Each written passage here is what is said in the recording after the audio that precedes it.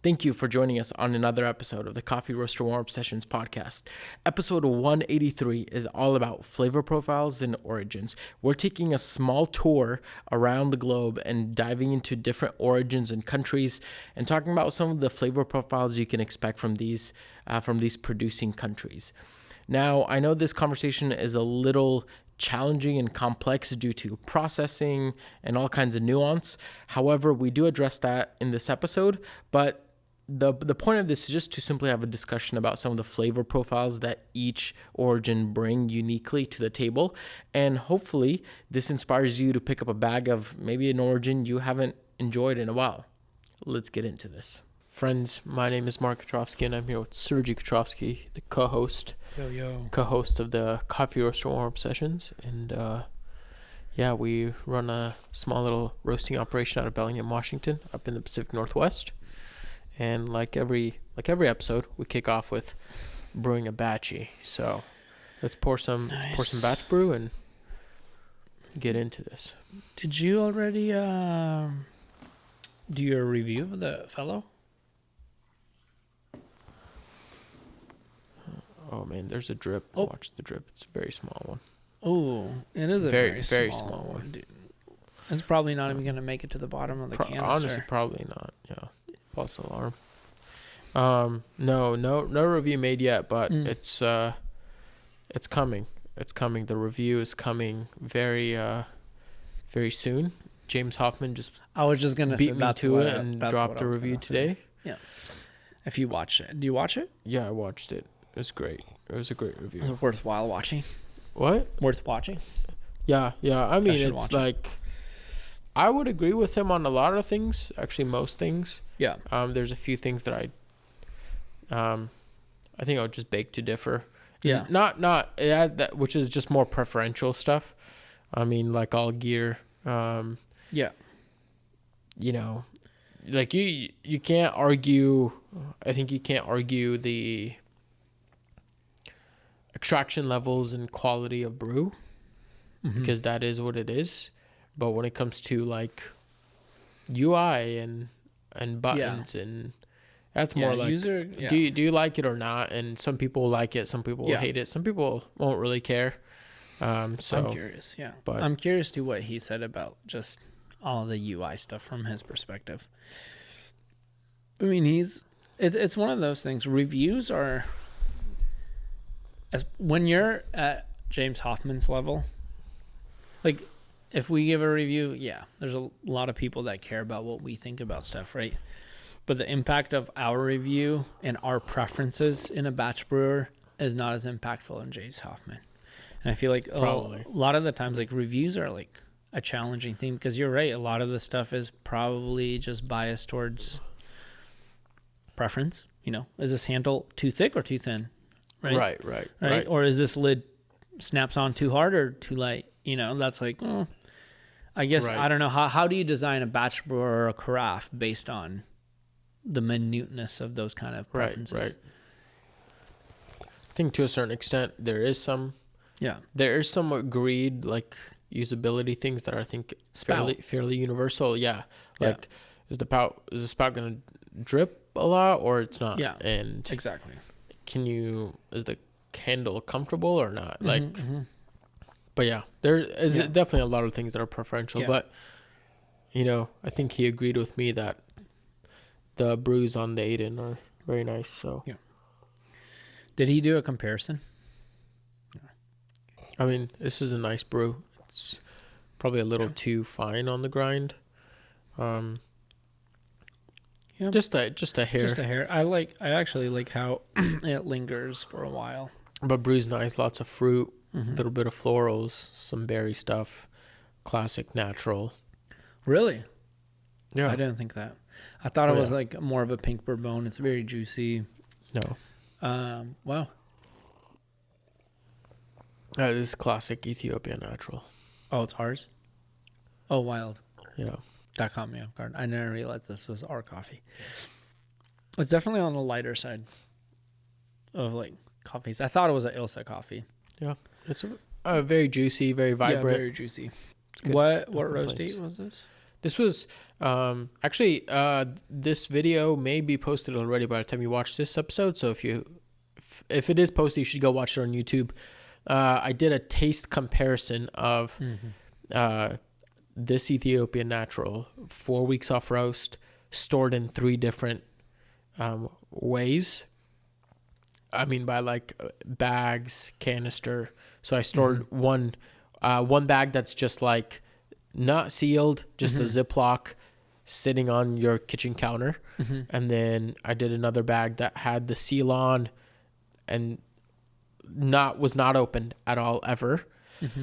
And then a third option where it's like I have the fellow canister that I used and just did a blind tasting to see which one is best for flavor profile, like which limits degradation of flavor over time. And how much time did you wait? 4 weeks. Oh, 4 So weeks. this is That's 4 weeks significantly. off. Yeah. So Oh, nice.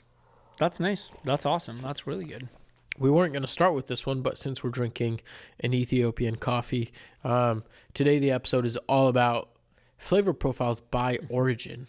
And I know I'm going to preface this with saying this thing about like origins having specific flavors is one thing, but then I think processing is like a big curveball. That's been a curveball, I think, over the last, especially like 10, 15 years, where it's not as defined as like, oh, like this is what a Guatemalan is going to taste like. Well, no, it won't if it's co-fermented and, natural, 120 hour, anaerobic, natural. I don't know, like the craziest thing. It will not taste like a classic guat that we're used to.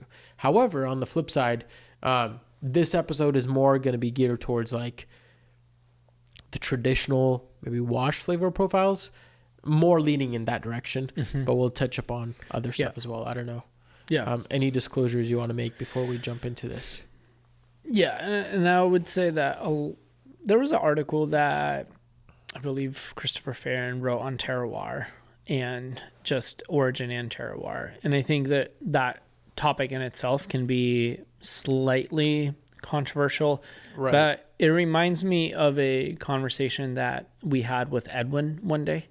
And where he was literally saying that he not only in flavor, but coffee plants growing wise from a farmer's and a producer's point of view, that where the coffee was and at what kind of incline on the mountain and where it got more shade and where it got more sun, those kind of terroir things in the climate of the country impacted flavor a lot.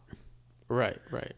So like you're saying, if you take 2 of the same coffees from different places and just process them almost as identical as possible, like washed, they're just going to yield naturally different flavors. And that seems like common sense, but I don't know why the conversation around terroir and coffee seems to be a controversial one. Like, I don't know. But that's kind of my main little piece of disclosure is like, hey, I think for all of us, whether you've been in coffee for years or you've been in coffee, just starting to get in coffee, everyone remembers that Ethiopia coffee that tasted like blueberries. And there's a reason for that. I'm saying that is an origin thing. Or even looking at beans and you pull out some beans from a coffee in Colombia versus some beans from Ethiopia, there's a visual quote unquote difference to them. Right. So I think, I have a flashback to the first time I ever saw a Yirgacheffe pea berry. It looked nothing. I was at Pure Bean back in the day when I was working for Sippers. It looked nothing like a Indonesian coffee. So it's just the nature of the coffee bean.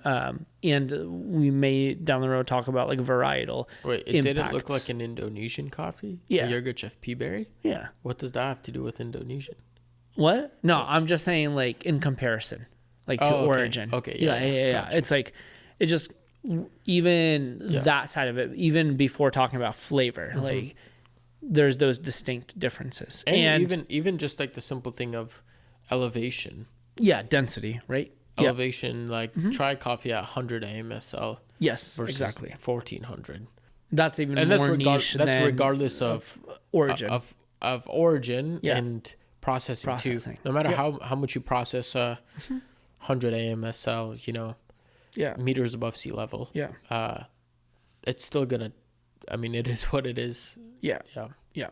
Exactly. Yeah. So there is that, I think, validity to talk about a topic like this, and it also has a lot to do with how we choose coffee.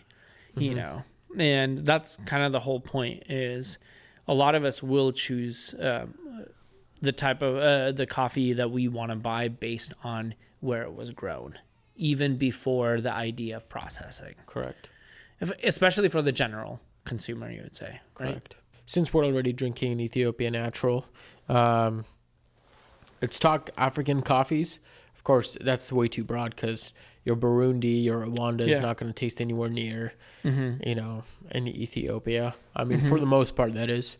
Not to say that there aren't any, great Burundis or Rwandas. We had a Burundi that was really good. Slammer, it was a natural Burundi Kayanza. But that being said, like in Ethiopia, Ethiopia washed. What are you thinking is like, what comes to mind first, flavor profile wise? Yeah. Acidity in general, but in the best way. Like I brought up earlier that Yirgacheffe, right? I think one of my first Ethiopian coffees or a light roasted Ethiopian coffee was at Yirgacheffe. Yeah. And distinctly the flavors that I remember is like Mayer lemon, florals. Yeah. That was it. Like light and then quote unquote tea-like body. Yeah. You know what I mean? That's like a given almost all the time. If it's a washed Yirgacheffe, for me, I remember that was like a given interpretation of what it meant to buy a coffee from Ethiopia back in the day.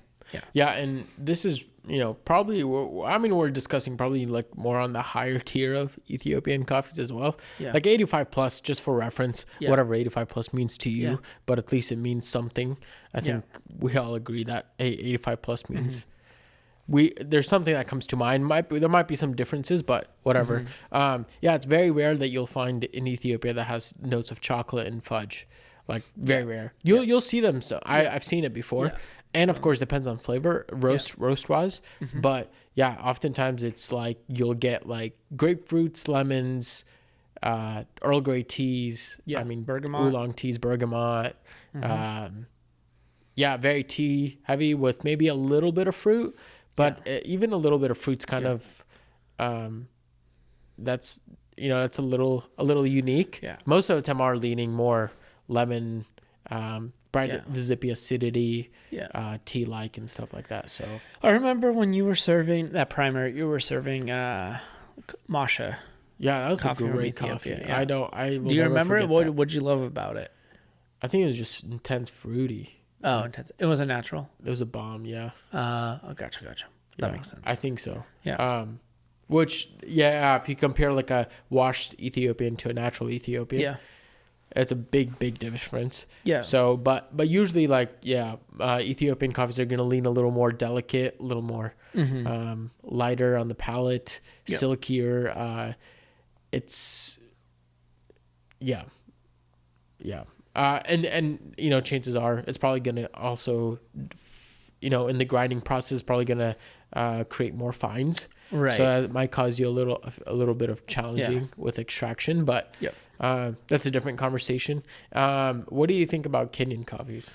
Oh, this is a curveball. That can go different ways. Yeah. Now that I think about two things: tomato or black currant or currant. Yeah. Two flavors that coming, and the tomato thing. I don't know if that's in their flavor, but I think it leans. Disagree with me. Maybe it leans on roast defect. I think it's a roasting issue, but I don't know. I might be wrong. I think there's there's definitely probably some roast defect, but also on the flip side is I think Kenyans, especially recently, have definitely leaned a little more savory. But blackberry used to be a major flavor in Kenyan coffees. It's a big one. That's what I mean. Like like lately, and But lately, I don't mean like the last 2 years. I mean like the last 5, probably 6 years. Yeah. Definitely leaning more savory and tomatoey and stuff like that. Which honestly, I remember like you and I were looking at a bag somewhere, and it literally said tomato Oh, I remember the on the roaster. flavor note. Literally. Yeah, I was like, Yeah. what? Like you're gonna put? I guess some people are into it, but I don't know. There's 2 roasting companies that had that on there. Yeah, it's wild. There was I'm not going to mention any names, but there was a Kenyan coffee that I was serving at a cafe back in the day. And it actually made the owner like almost sick to the stomach when he would come in and we'd be brewing it on batch. Because he just like, it just smells like tomato soup in here and I hate it. I actually we used to brew we had a Kenyan primer that we tried to, I mean, it just was not selling very much. It was very tomatoey. Yeah. And it's like, it made milk curdle. It made everyone run for their money. So that was tough. But, yeah, like Kenyans, or, you know, if it's not tomatoey, very tart-like. I mean, good Kenyans are rippers. It's good. It's just finding a good Kenyan that's going to be very tart, blueberry, you know, gooseberry, currant. I feel like I almost taste currant in almost every good Kenyan. Yeah. I don't know if that's me, just a taste thing, but like, I'm like, yep, that's a good Kenyan. It's currant. Yeah. It's tart. Yeah. I agree. I think that's the main thing that I taste in Kenyans too, is like currant is a big flavor. And I especially when you combine the thought of like currant and gooseberry, it definitely does not taste like a grape. Yeah. It may have similarities to it, but if you have a bourbon from like Colombia that has a very strong like grape flavor, like and I'm talking about green grape, not like Smucker's like grape jelly. I'm talking about like a green grape, or even some good Guatemalan coffees like that we've had that are like distinct, that taste grape like a green grape. Does not compare to the same kind of category, or maybe same avenue, not category, of acidity the way a Kenyan tastes like currant. Definitely not the same. So like very distinctly different. The other thing is like, I'm thinking about African coffees and like coffees from Burundi. They also taste distinctly different. And to me, it's because they tend to have a lot of potato defect. Right. You know, right. And sometimes even like you can have a coffee that tastes excellent, you cup it great, but there's a little bit of the defect in it. Like it just depends on what. I remember serving a coffee at Narrative where literally it's like all the shots are pulling great, tasting super, super ripper. And then you pull one shot, like literally grind one batch, and you're like, dude, that smells like literally like a potato farm. Like straight. You're like, shoot, nope, can't do that. Toss it out. Like, this is not good. Not going to serve this. This is bad. And then everything else is like totally fine. Like it literally can be as much as a dose is just like off, just slight defect in the coffee. And it can still be a phenomenal coffee, but you're like, I can't serve that one. Wow. Yeah. Interesting. Yeah. All right. Let's jump over to Indonesia. I know we used to serve at an annual coffee called Desa Tolajuk out of Sulawesi, Indonesia. Yeah. Indonesia is kind of like a curveball. I mean, usually, you know, given that a lot of their processing, and this actually, Indonesia is a good example. Yeah. With actually a lot of origins are, but Indonesia is a good example of like coffees that processing play a really big role in stereotypes of their coffees. Like a lot of Indonesian coffee is wet hold, which usually doesn't yield the best flavor profiles, but you're going to get coffees that are earthy, round, big bodied, thick, oftentimes used as like blenders. It's they're just big. They're not delicate coffees. No, like I've not tasted a delicate. I think one of the best Indonesian coffees I've had was from Root Branch out of Ireland, and it was a Pegasing, I think, Indonesia, but it was like big grapefruit, fruit, and zippy, which is kind of rare. But our Desa Tolajuk also, but that was also driven by really good processing, was more fruit forward and round. But definitely still had a lot of that big bodied syrupiness. I 100%, especially with like wet hold Sumatran coffees that, and not all Sumatran coffees are wet hold. Right, And right. we're talking about processing here. But for a while, the way majority of Sumatran coffees were processed was through the wet hold process. Yeah. And it definitely, coffees out of Sumatra, you know, West Sumatra, tasted. Shout out to Snoop. Yeah, tasted very, very tobacco-y, earthy, and not earthy as in like you can think of like kind of vegetal, like grassy earthiness, but no, like dirt, literally. Yeah. You know, it could remind you of like something like digging for worms if you were gonna go fishing, like that intense of dirt flavor. Right. And that was considered like fairly fine, and actually that was considered a preference for a lot of people, and a lot of like you were saying, roasting companies would source coffees like that to blend. So you wouldn't see a lot of single origin Sumatran coffees around. Right. It was just not very popular, especially within specialty coffee. It just wasn't super big. But I think that was a very big that's a very big what's it called, origin based flavor profile is from Sumatra. But if you go and get some coffees from Bali, they don't taste like Sumatran coffees. Yeah, Not at that's all. Like true, a Bali actually. Kintamani, like is not tasting like that. Those coffees yeah. do tend to have a little more fruit on them. Yeah, it's true. And a little more true. complexity on them, a little more, you know. And again, it's hard to, I don't know this for a fact, even though I've been to Indonesia quite a bit. The Indonesian like coffee landscape is changing quite a bit. So processing is getting more developed. So I don't think it's all of it is strictly just origin nowadays. A lot of it is going into a more of a process heavy kind of thing. Yeah, yeah, it's true. I remember having my first big like Bali Kintamani natural. Yeah. And that was very, very different than any Indonesian coffee. Yeah. So cool. I'm going to Guatemala in a few days. Sick. Early next week. So Guatemala and Mexico. I'm gonna pair them together because literally it's like a bordering country. And I know a lot of countries down there are producing coffees, but we've had a Guatemalan coffee since day one. Literally. What would you say for Guatemalan coffees? And this could be, again, me and my bias towards Guatemalan coffees. I think the first thing that I think about is they're homey. They're non-offensive. And they lean on the quote-unquote sweetness. Not when we just talked about Indonesian coffees, not that kind of around. Not at all. Very distinctly different than an Indonesian heavy-bodied round. But these nice undertones of like milk chocolate, caramel, and especially with our Jorge Mendes, like I will never forget when we just started sourcing that coffee, how distinctly grape-like it was. It was like malic acidity. It was a Bourbon, I think, or Bourbon is one of the major varietals in the blend. And it was like absolutely distinctly like you pair this nice balance of sweetness and acidity in it, and very non-offensive. Like it could be a daily driver. We've always said that for anyone, our mom or a specialty cafe. I think that's the distinct beauty of coffees from Guatemala. 100%. I think chocolates.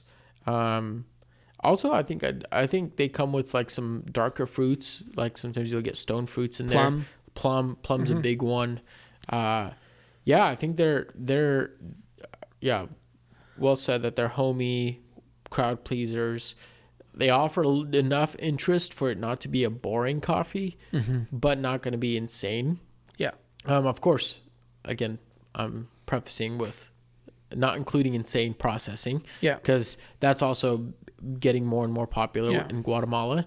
But a lot of their coffees are just really, really solid. Like they're great standalone. They're great blenders. They're great.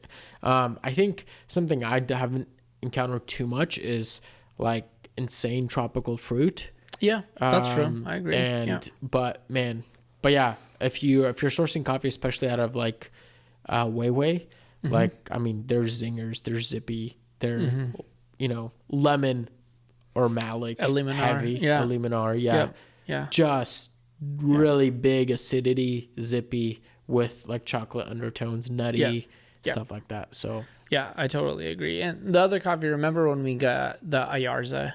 yeah, Again, that was a natural coffee, Yeah. but that coffee was probably an outlier to what you would think of a traditional Guatemalan coffee. Yep. And again, I think it's a lot of processing that was paired with the origin, but it was very winey. But even when you take the processing, it doesn't quote unquote create new flavors. It still had those traditional Guatemalan flavors, just like much bigger. Yeah, in a sense, it's like it still had almost like a boozy, like a stone fruit, like plum kind of jam, wine, and wine flavors often come from like a fermented, grape. So it's like you're still picking up those flavors, but they just like I remember we pulled a shot of it one time, and it's like it was straight up like white wine, like Muscat, like it was just like straight up like white. Yeah. Like very sweet wine too. It was pretty wild. So I think stuff like that you still see even with processing, there's a lot of reflection on those flavors that you were talking about. But I'm also like, I don't know when the last time we've had a coffee from like Vista Hermosa. But I can imagine varietal is also going to play a very big role in how those coffees taste like, because even a washed geisha from Guatemala is going to taste different than a field blend with like pache in it or something like that. You know what I mean? Or just like bourbon.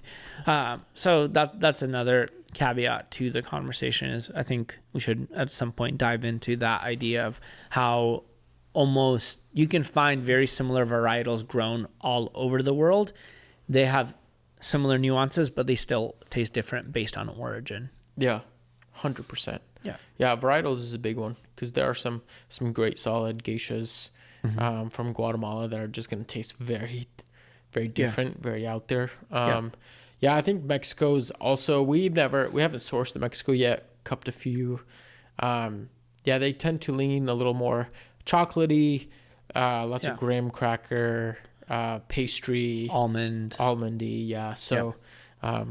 Yeah, it's great. Very, yeah, exactly. And I was gonna say that's the other thing is like I find coffees from Mexico tend to have very, and I mean again I'll explain this, but have similarities with Indonesian coffees, not on flavor profile, but how they're utilized by roasting companies. Like you see a lot of Mexican coffees being used as part of blends to accentuate that body and that sweetness, that bigger kind of.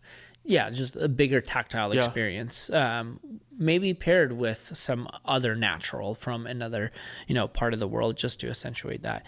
But yeah, there's, I guess, so many other countries that have very unique flavor. I think of Costa Rica, also in the region. I don't know. When I think of Costa Rica, I think of cherry Coke almost immediately. Yep. And that's also because finding washed coffees in Costa Rica is very rare due to the government's regulations on processing. So it's like cherry Coke almost all the time. That just pops into my mind, when I think of Costa Rican coffees or coffees from Las Lajas, very specific to Costa Rica, very distinct flavor and much different than coffees from Colombia. Down south, or even Brazil. Like we haven't touched that. Like I feel like South America and all those regions, like the nuances between Mexico and Brazil is huge. So we cupped coffees from Bolivia one time, so. I think you're totally right that, that range of Mexico down to Brazil is an insane window of interesting coffees. I think like Colombian coffees are, it's just you just never, it's a wild card. It's like you may get, of course, classic, I mean, even classic traditional like washed coffees from Colombia can be stone fruit, can have a little bit of tropical, a little bit of berry, a little bit of chocolate, a little bit of lemon, apple. Like it's kind of a curveball, but then also adding in with their advancement in processing. is insane. Peru, I mean, yeah. Peru is also like an interesting, like up and like big. They've exploded the last few years. Yeah. And their coffees taste very distinct. I think Peru and Ecuador do have a little bit of similarities. Where you have some like, it's like acidity forward, bright, but also a little bit of maybe floral, some fruit. Very distinct, actually, very distinct. So we're picking up a coffee that's from Ecuador for the first time. So that'll be dropping, I don't know, sometime in the next month. But that should be interesting. But and then Brazil, like you said, like, Brazil is a little more like outside of the crazy processing that they may have, like chocolatey, nutty. Again. So. I agree. I think we could unpack a lot of similarities to like flavor and different categories in coffee on a few more episodes, like especially like when you were talking about, I was thinking about producers, right? Like Juan Pena, like Diego Bermudez, a lot of producers who now, if you think of their coffees, you think of a distinct flavor profile, which is also wild that a producer, you think of a distinct flavor profile rather than just origin. And especially if you're someone who's like maybe new to buying coffee and you're thinking about like, how do I choose coffees, because now you're just seeing a bunch of names on labels. I think that's a cool thing. Like we chose to do that on our labels is we want to highlight the producer. And that was even before the idea, like, I think that was before we even had a Diego Bermudez coffee, right? I think we made a decision. I'm trying to think, how long has Diego been famous? He's been around for a while, but how long has he been mainstream famous? But it hasn't been that long. And I think now when we look at coffees, a lot of the time, especially for us, we're literally looking at a name of a farmer and we get ideas of how that coffee will taste, or not a farmer, sorry, producer. And we think about how that coffee will taste. So tuning into the next few episodes, we'll be unpacking more flavor stuff by origin, processing, and all that jazz. Thank you so much for joining us once again on another episode of the Coffee Roaster Warm Sessions podcast. And remember, as we always say, reflect what's good.